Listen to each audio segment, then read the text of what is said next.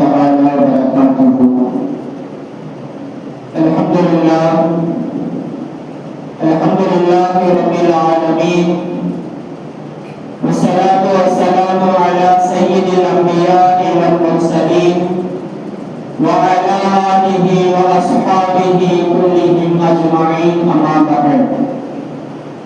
فقد قال الله تعالى في القرآن الكريم والفرقان الحميد بعد أعوذ بالله من الشيطان الرجيم بسم الله الرحمن الرحيم. أحسب الناس أن يتركوا أن يقولوا آمنا وهم لا يفتنون. فقال النبي صلى الله عليه وسلم: من أصيب من مصيبة في ماله أو في نفسه فكتمها ولم يشقها إلى الناس فكان حقا على الله أن يغفر له. صدق الله وصدق رسوله النبي الكريم، أما بعد. அளவற்ற அருளாளரும் நிகரற்ற அன்புடையவரும் ஆகிய எல்லாம் வல்ல அல்லாஹ்வின் மீதே அனைத்து புகழும் உண்டாகட்டுமாக.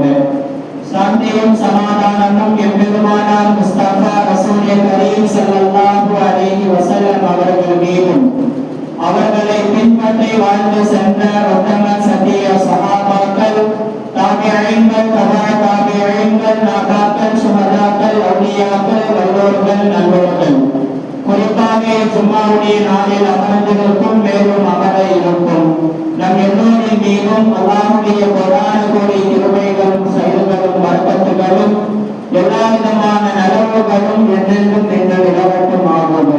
ஆமீன். அல்ஹம்துலில்லாஹ்.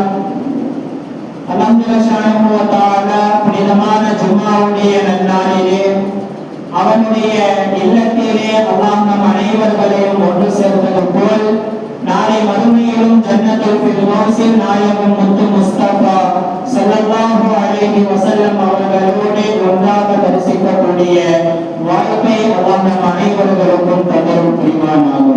மேலும் அல்லாஹ் ரப்பல் ஆலமீன் வாழும் காலத்திலே எல்லா விதமான துயரங்கள், துன்பங்கள், சிரமங்கள், கஷ்டங்கள், முசீபத்துகள், சோதனைகள் அனைத்தையும் ஏற்று பொறுமையாக வாழ்ந்து அதன் மூலம் அல்லாஹ் ரசூலுடைய பொருத்தத்தை பெற்ற நல்லடியார்களாக அல்லாஹ் நம் அனைவர்களையும் வாழ வைப்பானாக.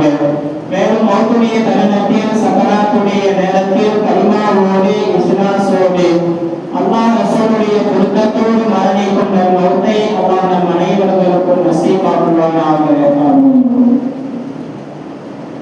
கணியத்திற்குரிய அல்லாஹ்வின் நல்லடியார்களே, கணவன்களே, அல்லாஹ் சுப்ஹானஹு வ தஆலாவுடைய மாபெரும் கிருபையால் சங்கையான ரஜபுடைய மாதத்தை அடைந்து நாட்கள் மிக வேகமாக விரைவாக ஓடிக்கொண்டிருக்கக்கூடிய தருணத்தில் 2 ஜும்மாக்களை முடித்துவிட்டு இன்றைக்கு 3ஆம் ஜும்மாவிலே ரஜபு பிறை 19ஆம் நாளிலே புனிதமான ஜும்மாவுடைய நாளிலே புனிதமான மஸ்ஜிதிலே இன்றைக்கு நாம் அமர்ந்திருக்கின்றோம்.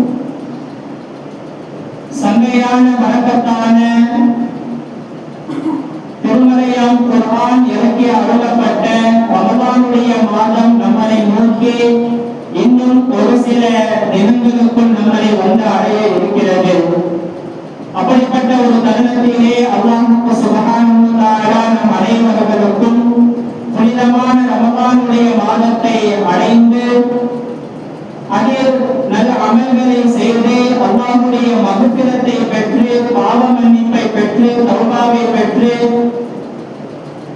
இதற்கு முன்னால் சென்ற ரமலானை போல இல்லாமல் அல்லாஹ் ரப்பல் ஆலமீன் ஒட்டுமொத்த இஸ்லாமியர்களுக்கும் இந்த ரமலானை பிரயோஜனமான, சங்கையான, பரக்கத்தான, எல்லா நலவுகளும் நிறைந்த மாதமான அல்லாஹ் நம் அனைவர்களையும் அந்த மாதத்தை ஆக்கி தந்தருள் புரிவானாக. ஆமீன். கணியத்திற்குரிய அல்லாஹ்வின் நல்லடியார்களே, அல்லாஹ் ரப்பல் ஆலமீன் இந்த உலக வாழ்க்கையை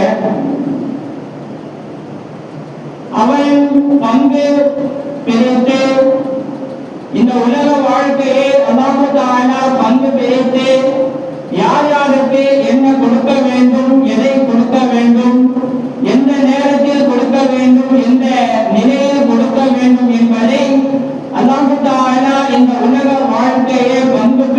அல்லாஹ் உருவாக்கியே வைத்துள்ளான்.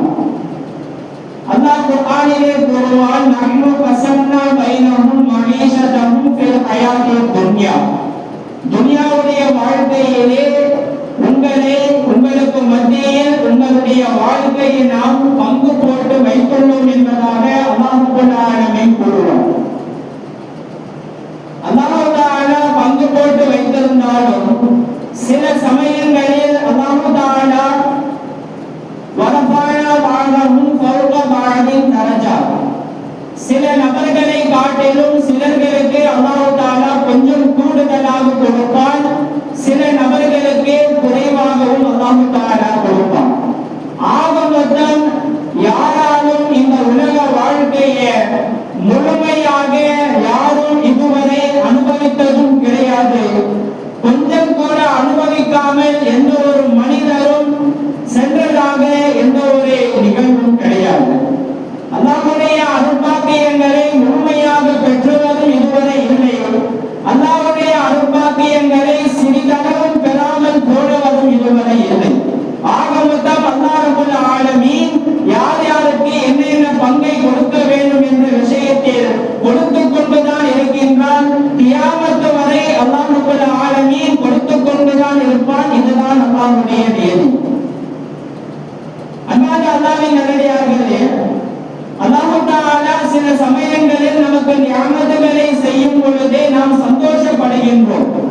சில சமயங்களில் அல்லாஹ் நமக்கு சில நியமத்துகளை கொடுக்காமல் இருக்கும் போதே அல்லாஹ் தஆலாவின் மீது நாம் கோபப்படுகின்றோம். இதுதான் இன்றைக்கு இருக்கக்கூடிய நம்முடைய இயற்கையான குணம். அப்படி இருக்கக்கூடாது. அல்லாஹ்வுடைய நியமத்துகளை பெறும்போது சந்தோஷப்படக்கூடிய நாம சில சமயங்களில் அல்லாஹ் தஆலா நம்மை சோதிக்கும் போது, அல்லாஹ் தஆலாவுடைய சோதனைகளை நாம் சுமக்கும் போதும் பொறுமையாக இருந்து இதுவும் அல்லாஹ்வுடைய புறத்திலிருந்து தான் வருகிறது என்பதை ஏற்று நடப்பவர்தான் உண்மையான முஸ்லிம் என்பதாக மார்க்கம் நமக்கு சொல்லித் தருகிறது. அந்த அடிப்படையிலே அன்பான அல்லாஹ்வின் நல்லடியார்களே, புனிதமான இந்த ஜும்மாவுடைய நேரத்தில் அல்லாஹ் தஆலா சோதனைகளை நமக்கு கொடுக்கும் பொழுது, இன்றைக்கு சோதனைகள் இல்லாத வாழ்க்கை இல்லை, வாழ்க்கை இல்லாத சோதனைகள் இன்றைக்கு இல்லை. யாராக இருந்தாலும் அல்லாஹ் தஆலா ஏதாவது ஒரு ரீதியில் இன்றைக்கு மனிதர்களை சோதித்துக் கொண்டுதான் இருக்கின்றார். அந்த சோதனைகளை நாம் பார்க்கும் பொழுது ஒரு முஸ்லிம் எந்த கண்ணோட்டத்தில் அந்த சோதனைகளை பார்க்கணும், ஒரு முஸ்லிமாக இருக்கக்கூடிய நாம அந்த முசீபத்துகளை அந்த கஷ்டங்களை எப்படி கடந்து போக வேண்டும், அந்த சோதனைகளுக்கு மார்க்கம் சொல்லும் தீர்வு என்ன, அல்லாஹ் நம்மை ஏன் இப்போது சோதிக்க வேண்டும் என்ற சில முக்கியமான விஷயங்களை நாம் சிந்தனையில் கொள்ள வேண்டும்.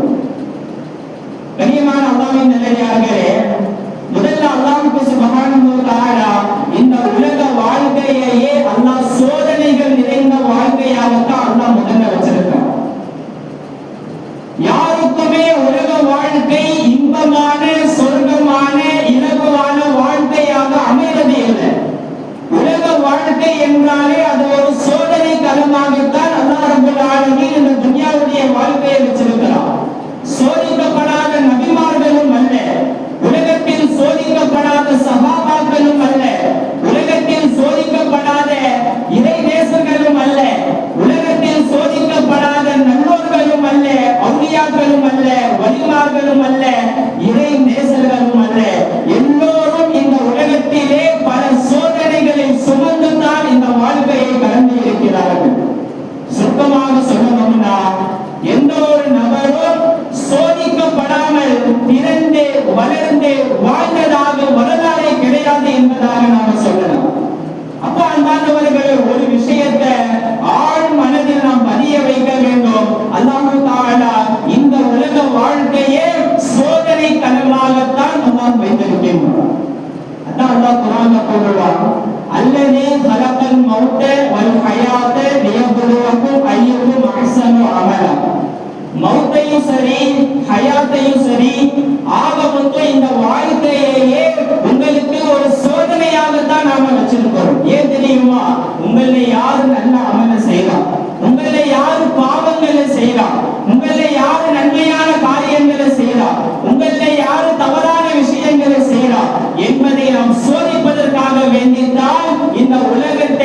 இந்த உலக வாழ்க்கையை அது ஒரு சோதனைகள் நிறைந்த களமாக நாம் வைத்திருக்கிறோம் என்பதாக அல்லாஹ்வுடைய சொல்.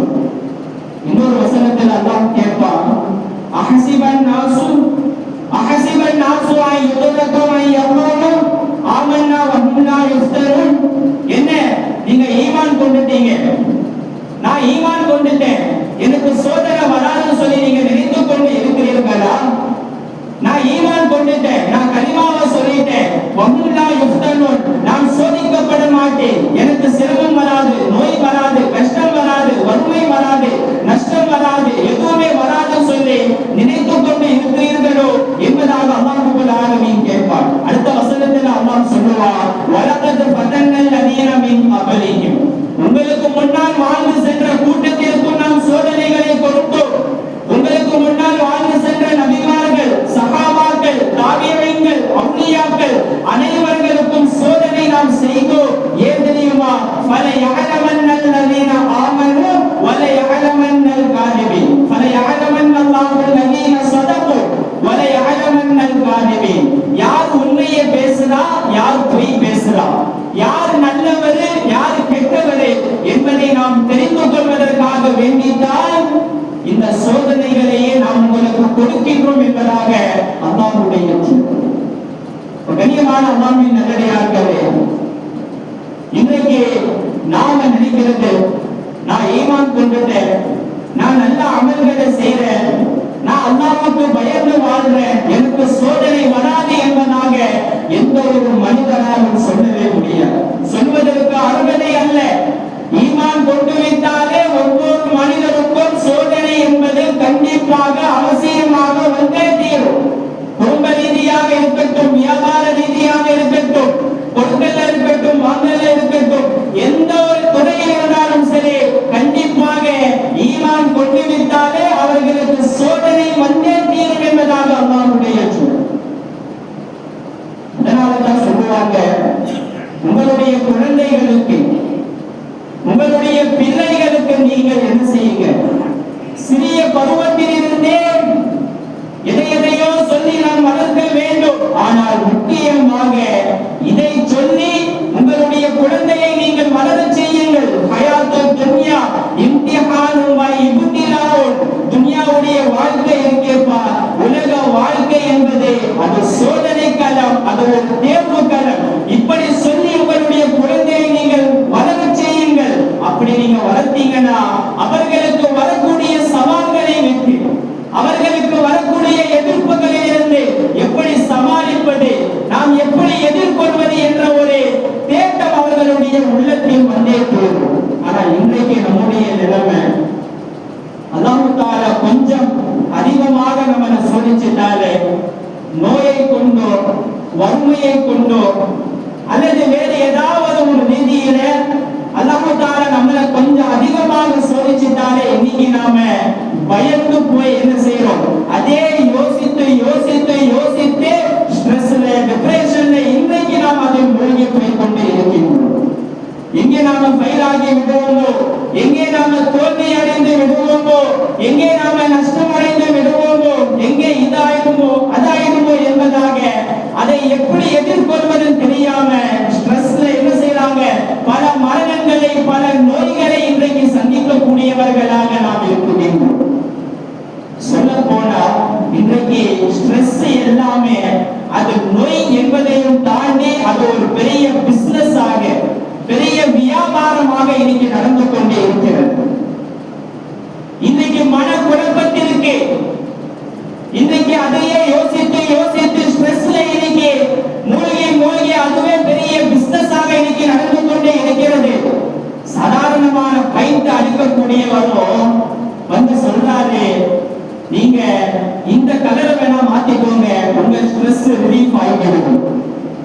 உங்களுக்கு இந்த கலர் இருக்கிறதுனால தான் இவ்வளவு டென்ஷன், இவ்வளவு ஸ்ட்ரெஸ் உங்களுக்கு. இந்த கலர் வேணா மாத்தி அடிச்சு பாருங்க, உங்களுடைய ஸ்ட்ரெஸ் ரிலீஃப் ஆகிவிடும்.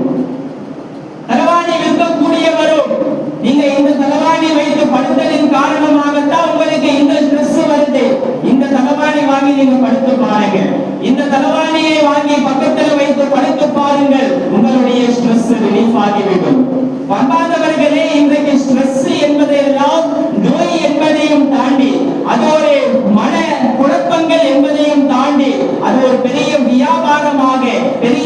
வைரஸாக இன்னைக்கு உலகத்தில் நடந்து கொண்டிருப்பதை நாம் கண்கூடாக பார்த்து கொண்டே இருக்கின்றோம். ஆனா மார்க்கம் நமக்கு சொல்லக்கூடிய வழிமுறை இந்த ஸ்ட்ரெஸ்ஸுக்கு, இந்த டிப்ரெஷனுக்கு மார்க்கம், ஷரியத், இஸ்லாம் நமக்கு சொல்லக்கூடிய வழிமுறை என்னன்னு பார்த்தா ஒன்றுமே இல்லை. ஒரே ஒரு விஷயத்தை நாம உள்வாங்கணும். அல்லாஹ் தஆலா இந்த உலகத்தை யதார்த்தமாகவே அல்லாஹ் சோதனை களமாகத்தான் அல்லாஹ் வைத்திருக்கின்றான்.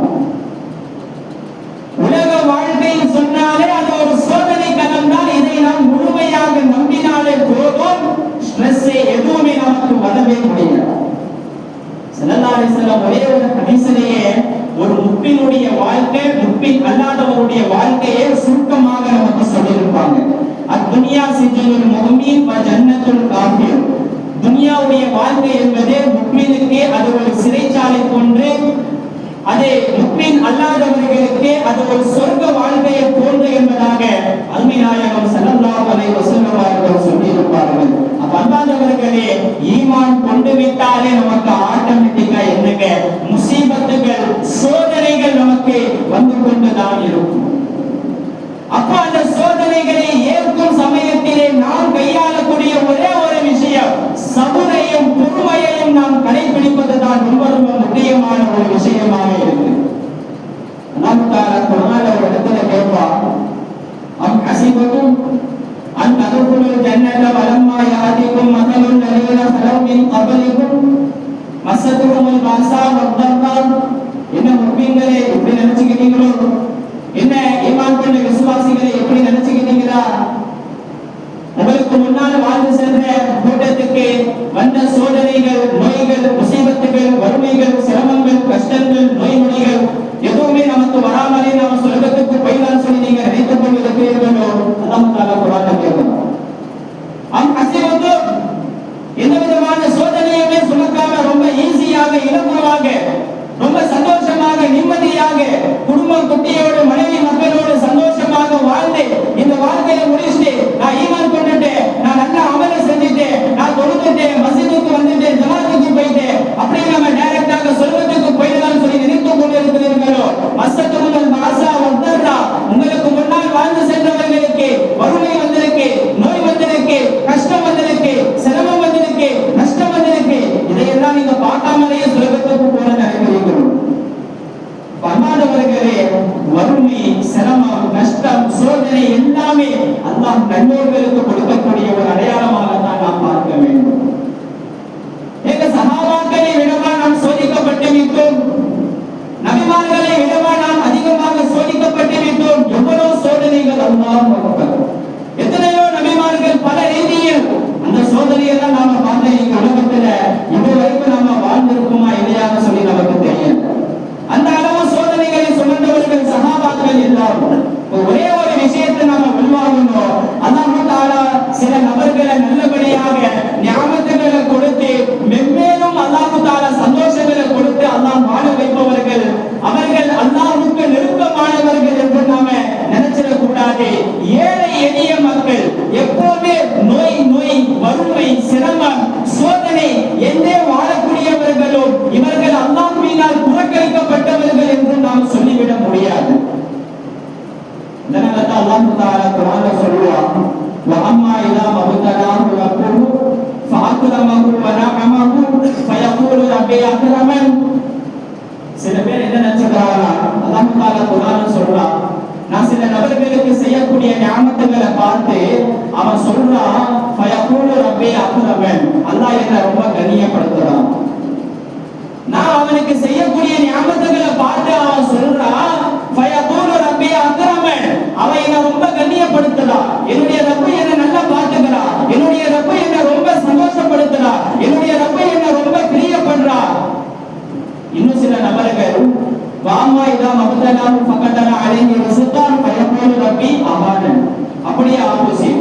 சில நபர்களுக்கு நான் சோதனைகளை கொடுக்கிறேன், சில நபர்களுக்கு நான் சோதிக்கிறேன், கஷ்டங்களை கொடுக்கிறேன். அவன் என்ன சொல்றான் தெரியுமா? என்னுடைய ரப்பு என்னை கேவலப்படுத்திக்கிறான், என்னுடைய ரப்பு என்னை தண்டிக்கிறான், என்னுடைய ரப்பு என்னை பிரியப்படுறது இல்லை, என்னுடைய ரப்பு எப்போ பார்த்தாலும் என்னை சோதிக்கிட்டே இருக்கிறான் என்பதாக ஒரு மனிதன் சொல்லுங்க. அல்லாஹ் அதற்கு புறக்கணிப்பா சொல்றான், அல்லாஹ் மனிதர்களே, இப்படி நீங்கள் முடிவு எடுப்பது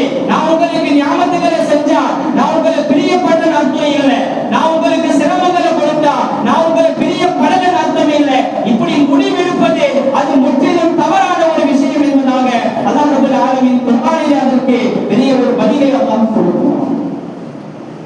கண்ணியமான அல்லாஹ்வின் நல்லடியார்களே, அதனால ஒரு ஹதீஸ் இப்படியே வரும்.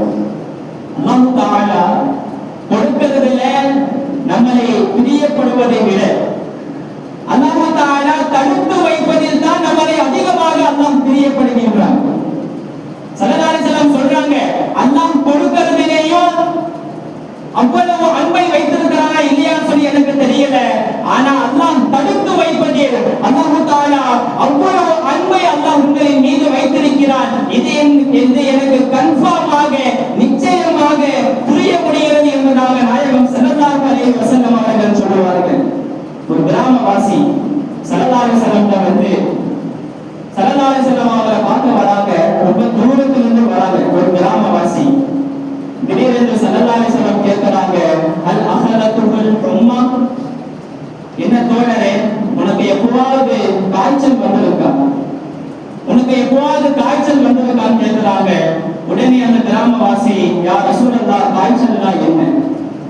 அவருக்கு காய்ச்சலே வாழ்நாள கிட்டத்தட்ட ஒரு 40-50 வருடம் வாழ்ந்த ஒரு கிராமவாசி.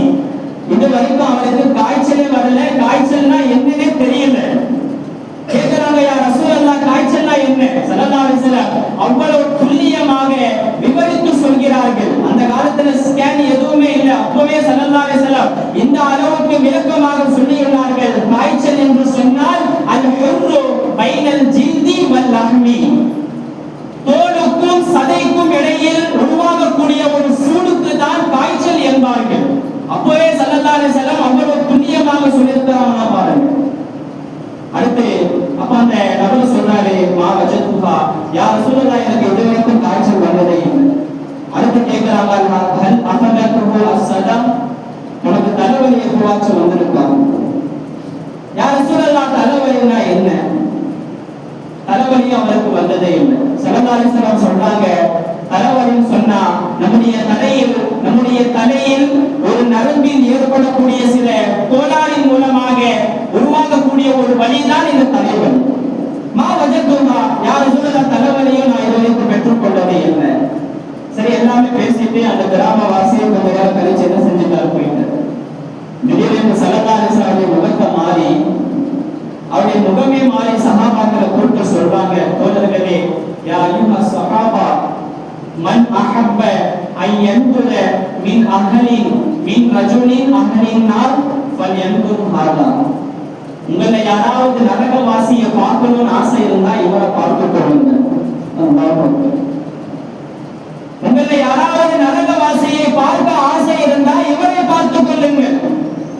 அப்ப அன்பார்ந்தவர்களே, ஸல்லல்லாஹு அலைஹி வஸல்லம் சொல்ல வருவது, அல்லாஹ் நமக்கு கொடுக்கக்கூடிய நோயாக இருக்கட்டும், சிரமமாக இருக்கட்டும், வேற எந்த விதமான சோதனையாக இருக்கட்டும், இது எல்லாமே அல்லாஹ் தஆலா சொர்க்கவாசிகளுடைய அடையாளமாகத்தான் அல்லாஹ் வைத்திருக்கிறான் என்பதாக ஸல்லல்லாஹு அலைஹி வஸல்லம் அவர்கள் நமக்கு சொல்லி காட்டுகிறார்கள். ஆனா இன்றைக்கு நாம அந்த சோதனைகளை எப்படிங்க பார்க்கிறோம்? இன்னைக்கு நாம தொழுகிறோம், எல்லாமே செய்யறோம். ஆனா அல்லாஹ் என்னதான் அதிகமா சோதிக்கணுமா? அவனை பாரு, அவன் மஸ்ஜிதுக்கே வரதே இல்லை, தொழுகிறதே இல்லை, அல்லாஹ்வை பயப்படுறதே இல்லை, ஹராம ஹலால பேசுறதே இல்லை, வியாபாரத்துல ரொம்ப ஏமாத்துறான், ஆனா அவன் நல்லபடியாக இருக்கிறான். இப்படிதான் இன்றைக்கு நம்முடைய நிலைமை. அன்பான அல்லாஹ்வின் நல்லடியார்களே, அல்லாஹ் தஆலா இந்த உலக வாழ்க்கையை சோதனை களமாகத்தான் அல்லாஹ் வைத்திருக்கிறான். சஹாபாக்கள் கேட்கிறாங்க, யா ரசூலல்லாஹ், யார் உலகத்திலேயே அதிகமாக சோதிக்கப்பட்டவர்கள்? ஸல்லல்லாஹு அலைஹி வஸல்லம் சொல்றாங்க, அல் அம்பியா, முதல்ல நபிமார்கள் தான் அதிகம் சோதிக்கப்பட்டார்கள். அடுத்து யா ரசூலல்லாஹ், யாரு? அடுத்து சித்தீகீன்கள், நபிமார்களுக்கு நெருக்கமாக இருக்கக்கூடிய சித்தீகீன்கள் தான் அதிகமாக சோதிக்கப்பட்டார்கள். அடுத்து யா ரசூலல்லாஹ், இப்படியே ஸல்லல்லாஹு அலைஹி வஸல்லம் என்ன செய்றாங்க, தர்த்தீபாக சொல்லிக்கிட்டே வருகிறார்கள். அன்பார்ந்தவர்களே, அல்லாஹ் தஆலா நம்மளை சோதிக்கிறான்னு சொன்னா இது எல்லாமே நல்லோர்களுடைய அடையாளமாகத்தான் அல்லாஹ் தஆலா வச்சிருக்கிறார். எங்க அய்யூப் அலைஹிஸ்ஸலாம் அவர்களை விடவா அல்லாஹ் நம்மளை நோயால சோதிச்சுட்டான்? அய்யூப் அலைஹிஸ்ஸலாம் அவர்களை விடவா அல்லாஹ் நமக்கு பெரும்பாலும் அல்லாஹ் நோயை நமக்கு கொடுத்துட்டான்? ஏன் நம்முடைய நாயகம் ஸல்லல்லாஹு அலைஹி வஸல்லம் அவர்களை விடவா சிரமத்தால், கவலையால், அவமானத்தால், கஷ்டத்தால், வறுமையால் அல்லாஹ் நம்மளை சோதிச்சுட்டான்? சொல்ல போனா நபிமார்களையே நம்முடைய நாயகம் ஸல்லல்லாஹு அலைஹி வஸல்லம் அவர்கள் தான் அதிகமாக சோதிக்கப்பட்டார்கள். கடுமையான சோதனை. ஸல்லல்லாஹு அலைஹி வஸல்லம் மொத்தம் 7 பசங்க, 4 பெண் குழந்தைகள், 3 ஆண் குழந்தைகள்.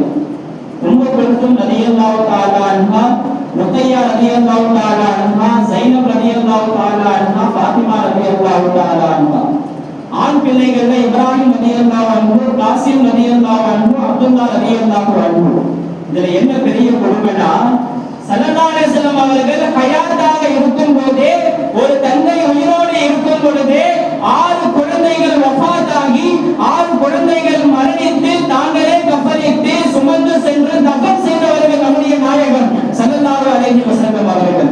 அதுல ஒரே ஒரு குழந்தை ஃபாத்திமா ரலியல்லாஹு அன்ஹா அவர்கள் தான் மிஞ்சினார்கள்.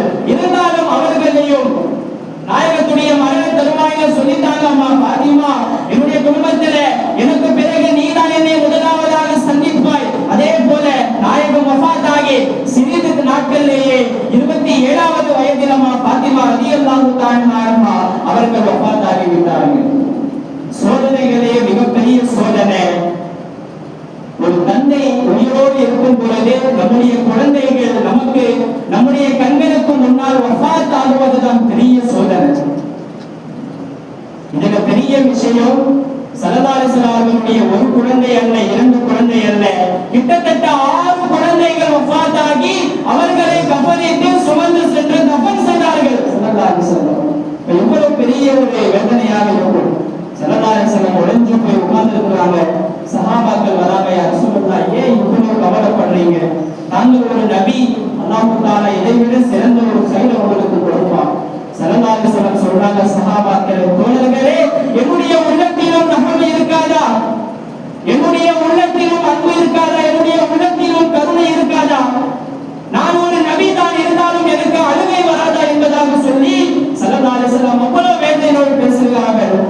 ஸல்லல்லாஹு அலைஹி வஸல்லம் அவங்க சோதனைகளிலேயே ஆக உச்சக்கட்ட சோதனையாக சோதிக்கப்பட்டார்கள் நம்முடைய நாயகம் ஸல்லல்லாஹு அலைஹி வஸல்லம்.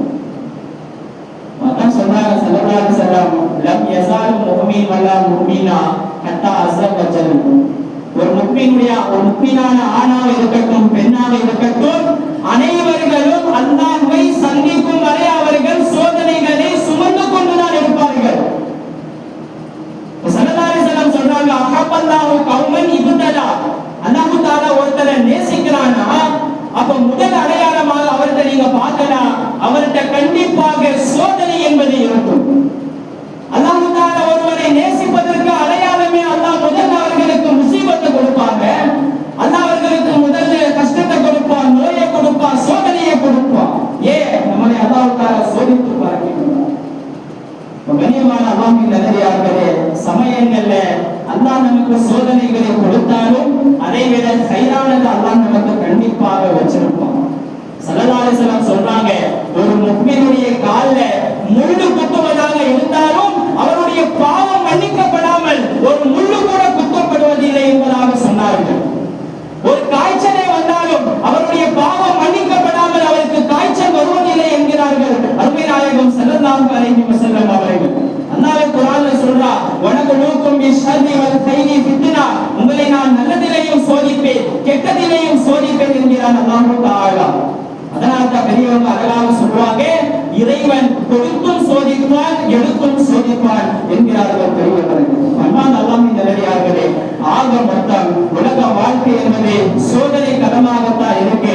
அதை நாம் எப்படி எடுத்து பொறுமையை கையாள வேண்டும் என்பதைத்தான் இஸ்லாமிய கண்ணோட்டத்தில் பார்த்து அந்த சோதனைகளை ஏற்று இன்ஷா அல்லாஹ் நாம் நடப்பதற்கு முயற்சி செய்ய வேண்டும். ஆக அல்லாஹ்விடத்தில் இன்ஷா அல்லாஹ் துஆ செய்வோம். அல்லாஹ் ரப்பல் ஆலமீன் நம்மை எந்த ரீதியில் சோதித்தாலும், குடும்பமாக, வியாபாரமாக, மனைவி ரீதியாக எப்படி அல்லாஹ் நம்மை சோதித்தாலும், சஹாபாக்கள் நபிமார்கள் எப்படி பொறுமையை கையாடினார்களோ, பொறுமையை ஏற்று நடந்தார்களோ, அதே பொறுமையை அதே சபரை அல்லாஹ் நம் அனைவருக்கும் கொடுத்து அந்த பொறுமையின் மூலமாக அல்லாஹ் ரசூலுடைய பொருத்தத்தை பெற்று அதை விட கைரானது அல்லாஹ் நம் அனைவருக்கும் தந்தருள் புரிவானாக.